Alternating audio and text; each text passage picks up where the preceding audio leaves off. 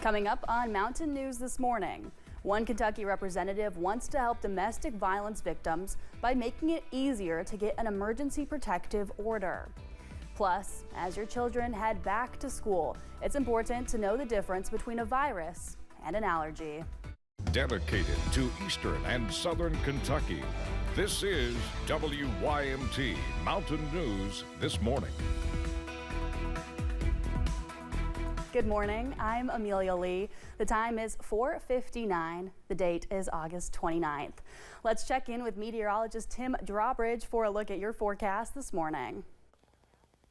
Good morning, Amelia, and good morning, everyone. Yeah, the heat and humidity continue to roll on here on a Thursday into a Friday, but thank goodness a break as we get into the holiday weekend with a better feel to the air early next week. In the meantime, some low clouds and fog developing across the region. We're in the mid-60s outside our door here in Hazard, and visibility is a little bit of a problem in places. Very similar to yesterday morning. It's not a widespread issue. You'll run into some fog banks, but again, as we always like to say, pedal off the metal and take the extra time to work in school. Mid and upper 60s into the lower 70s. Monticello is 73, but Prestonsburg, you're sitting at 74 right now. Satellite weather composite, high pressure still in charge. A subtle change in the pattern from yesterday. A little action to the north, as we alluded to. We come into the 64 quarter. We all run the risk of seeing a shower or thunder shower as we head through the afternoon. A high, yeah, we're going to sizzle again, up to 95. Your ARH First Alert Labor Day holiday weekend forecast coming up in a few moments. Amelia? Thank you, Tim. A Kentucky representative is working to add to the state's protective order statute. Representative Stephanie Dietz intends to file a bill that would add coercive control to the legislation. Grayson Passmore sat down with her yesterday, who says this can help many people get out of an abusive relationship before any physical violence begins. Not only a representative from Northern Kentucky, Stephanie Dietz is also a family law attorney. And it's when a client came to her 5 years ago that she first learned about coercive control. It's a pattern of behaviors. You're taking away their personal freedoms and their autonomy. So removal of their friends, convincing them to quit their job, got in trouble if she hung out with her friends or saw her family. Why don't you cut back on your hours? Why don't we have you use my credit card? Receiving an emergency protective order wasn't an option for her client, but in her case, they were able to prove that there shouldn't be shared custody. However, Dietz knows many victims of domestic abuse don't always have access to the same resources. You know, people say, well, they could just walk away. They can't. They're being controlled. They don't have access to funds. They're afraid they're going to get in trouble. They may not have a car, or the car keys are being taken away. But what they may have is somebody that will take them to the courthouse. Currently in Kentucky, in order to receive a protective order, there must be the threat of physical violence or an act of physical violence. Representative Dietz wants to add coercive control to that short list. She says doing so could save many lives. And we've really got to get used to looking at what that pattern is and understanding what leads up to the ultimate act, unfortunately, of either the physical violence or the death of someone. In Frankfort, Grayson Passmore, WKYT. 8 other states have added coercive control to their protective order statutes. State lawmakers met on Wednesday to discuss human trafficking. The committee got an update on Kentucky's actions and current work with other states.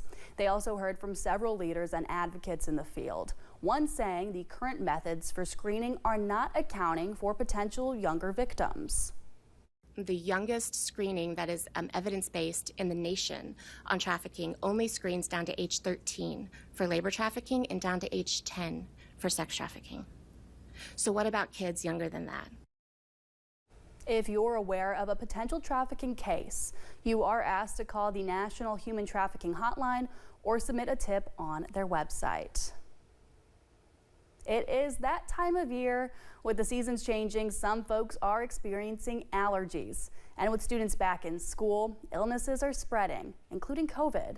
WYMT's Neely Green spoke with a healthcare professional about distinguishing the differences. With schools back in session, doctors' offices are seeing an increase of illnesses. But when it comes to feeling unwell this time of year, there are signs to indicate what the cause is: seasonal allergies or viral infections. If you got a fever, that is pretty much a dead giveaway that it's not allergies anymore. If you're someone that you know this time of the year gets the same kind of thing, it may very well be your allergies. Dr. Jordan Burke is a pediatrician at Primary Care Centers in Hazard. He says the office has seen many patients with infections recently. We're seeing more and more infections recently, whether it's strep or flu or definitely COVID. Those numbers are increasing pretty quickly around here. For those experiencing illnesses or allergies, there are ways to relieve the symptoms. Cough medicines are always fine for symptomatic support. Tylenol and ibuprofen are always good to relieve, headache, sore throat, fever, just feeling bad and soreness in general. Making sure you stay hydrated is a big one. With more people getting sick, it is good to remember how to take preventative measures and stay safe. Frequent hand washing, making sure that if you're sneezing or coughing, make sure you cover your mouth. Don't go to school or be in public places if you know you currently have a fever. In Hazard, Neely Green, WYMT Mountain News. Speaking of illnesses at a young age, 6 children were hospitalized due to a mosquito-borne infection in Knox County, Tennessee. It's all been within the past 9 weeks because of the La Crosse virus. The Knox County Health Department says there typically are not symptoms of the virus, but most people who do get sick have a fever, headache, nausea, and vomiting. The Knox County Health Department's Dr. Corinne Tandy says even though summer is over, the virus is still a concern. We think school is back and so we're done with summer, but the mosquitoes aren't, and so we often see mosquito season sort of reaching into that late summer through August through September until the temperatures really start cooling down in October. To prevent bites, the doctor recommends using insect repellents, wearing long sleeve shirts and pants, and be sure to dump out standing water on your property. Crews will soon be working on a road in Leslie County. Officials with the Kentucky Transportation Cabinet say they are starting a Cape Seal project on September 3rd. The project will be on US 421 from mile point 16 to 21.